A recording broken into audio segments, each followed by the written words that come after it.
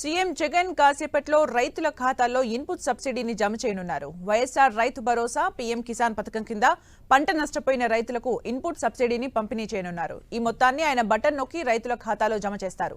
గతేడాది ఖరీఫ్లో ఏర్పడిన కరువు, మిచంగ్ తుఫాన్ వల్ల నష్టపోయిన 11,59,000 మంది రైతులకు 1,294 కోట్లకు పైగా నగదు పంపిణీ చేయనున్నారు.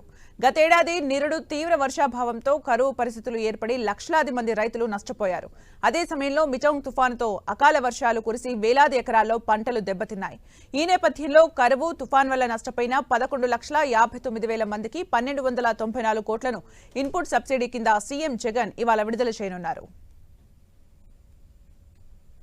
ఏపీలో 103 మండలాలు కరువు మండలాలుగా ప్రకటించింది. గత డిసెంబర్లో మిచంగ్ తుఫాన్తో 22 జిల్లాల్లో భారీ వర్షాలు కురిసి 6,65,000 ఎకరాల్లో పంటలు దెబ్బతిన్నాయని అంచనా వేశారు. తుఫాన్ కారణంగా 4,61,000 మంది రైతులు నష్టపోయారని లెక్క తేల్చారు.